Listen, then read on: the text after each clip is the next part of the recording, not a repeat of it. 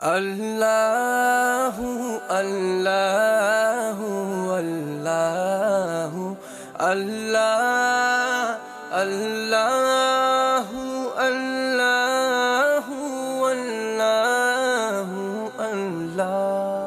اعوذ باللہ من الشیطان الرجیم، بسم اللہ الرحمن الرحیم۔ خواتین و حضرات، السلام علیکم ورحمۃ اللہ وبرکاتہ ومغفرتہ۔ پروگرام احکام شریعت اور فقہ حنفی سے متعلقہ مسائل کے ساتھ آپ کی خدمت میں حاضری کا شرف حاصل ہے۔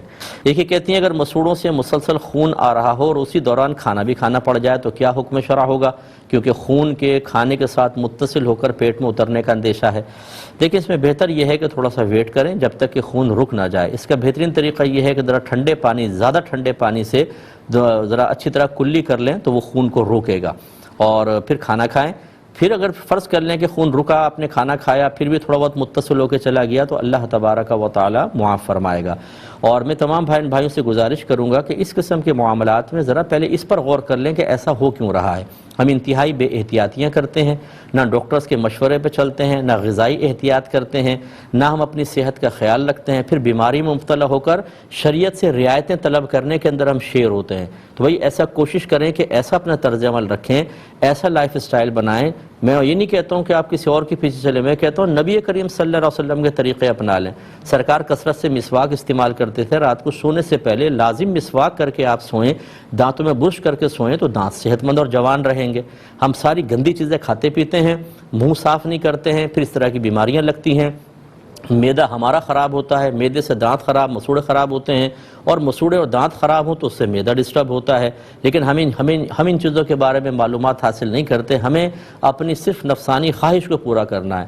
جب کھانا پینا سامنے آ جائے یا نفس کسی چیز کے بارے میں بڑھے تو پھر ہم اپنے آپ کو روک نہیں پاتے ہیں۔ اسی طرح سستی انتہائی غالب ہوتی ہے اور اس میں پھر بیماریاں پیدا ہوتی ہیں۔ اس لیے اس میں ذرا تھوڑا سا ہمیں احتیاط کرنی چاہیے۔ یہ کہتے ہیں، ایک بھائی نے پوچھا کہ وضو کے بعد یا آسمان کی طرف جو دیکھ کر کچھ پڑھتے ہیں کیا یہ سنت ہے؟ جی، حضرت عثمان غنی رضی اللہ تعالی عنہ نے اسی طرح کیا اور فرمایا کہ میں نے نبی کریم صلی اللہ علیہ وسلم کو ایسا کرتے دیکھا۔ یہ سیاہ ستہ کی روایت میں موجود ہے۔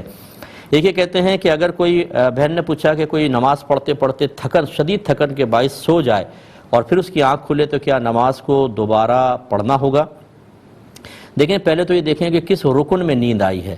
اگر تو آپ کھڑی کھڑی سو گئی تھیں اور ایک دم آپ کی آنکھ کھلی تو اس سے وضو نہیں جائے گا، نماز پہ بھی فرق نہیں پڑے گا، آپ وہیں سے کنٹینیو رکھ سکتی ہیں۔ اسی طرح حالت رکوع میں اگر آپ ہیں، سو گئیں تو پھر بھی کوئی مسئلہ نہیں۔ لیکن اگر آپ سجدے میں سو گئیں، کیونکہ عورتیں سمٹ کے سجدہ کرتی ہیں، یہ حیت ایسی ہے کہ یہ نیند کو روکے گی نہیں اور اس میں گہری نیند بھی آئے گی۔ اس میں اگر آپ سو گئیں تو آپ کا وضو بھی ٹوٹ جائے گا۔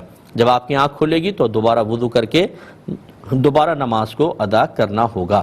لیکن اگر مرد اس طرح نماز ادا کر رہا ہے، اور جیسے مرد سجدہ کرتے ہیں کہ خوب پھیل کر سجدہ کرتے ہیں کہ ان کی پنڈلیاں زمین سے اٹھے ہوتی ہیں اور پنڈلیاں اور رانیں جدا ہوتی ہیں، اس طرح پیٹ اور ران جدا ہوتے ہیں، ہاتھ پھیلے ہوتے ہیں، اگر اسی حیت میں وہ سو جاتا ہے، تھوڑی دیر سو گیا، پھر آنکھ کھلی، اس نے دیکھا ارے میں سجدے میں سو گیا ہوں، تو اس کا وضو نہیں جائے گا، نہ نماز جائے گی، وہ کنٹینیو رکھ سکتا ہے۔ گویا کہ ایسی حالت جو نیند کو روک رہی ہو، اس حالت میں اگر کوئی سو جاتا ہے تو اس سے فرق نہیں پڑے گا، وہ کنٹینیو رکھ سکتا ہے۔ لیکن ایسی حالت جو نیند کو نہ روک رہی ہو، اس میں انسان سو جائے تو پھر اس کا وضو چلا جائے گا، وضو گیا تو نماز بھی گئی، دوبارہ اس کو نماز پڑھنی ہوگی۔ یہ کہتے ہیں اگر کوئی دنیاوی لحاظ سے کسی معاملے میں شدید غصے میں تھا، ایک دم نماز کا وقت آ گیا، اسی غصے میں نماز ادا کرنے لگا، تیز یعنی غصے میں سجدہ کر رہا ہے، غصے میں قرات کر رہا ہے، غصے میں رکوع کر رہا ہے، تو کیا حکم شرع ہوگا؟ دیکھیں، یہ شدید مکروہ ہے۔ اللہ تبارک و تعالیٰ کی بارگاہ میں عاجزی مطلوب ہے، نہ کہ آپ جلال اور غصے کا اظہار کریں، یا آپ سجدے پٹک پٹک کے سجدے کر رہے ہوں اور رکوع میں اور غصے کے اندر تمام ارکان ادا کر رہے ہیں۔ آپ ہیں کس اللہ تعالیٰ کی بارگاہ میں؟ ابھی علاقے کا ایس ایچ او سامنے آ جائے تو سارا اگر غصہ ہوگا بھی نا، ٹھنڈا ہو جائے گا کہ نہیں بھائی اس کے سامنے غصہ دکھایا تو خواہ کوئی ایف آئی آر کاٹ دے گا اور 20 سال کے لیے جیل میں ڈال دے گا، دہشت گردی کا کیس بنا دے گا۔ ایک ایس ایچ او سے ہم گھبراتے ہیں، ایک عام منصب والے سے گھبراتے ہیں۔ اللہ تعالیٰ کی بارگاہ میں کھڑے ہو کر اظہار غضب کرنا یہ انتہائی برا ہے۔ ایسی نماز شدید مکروہ ہے، اس نماز کو لوٹانا چاہیے۔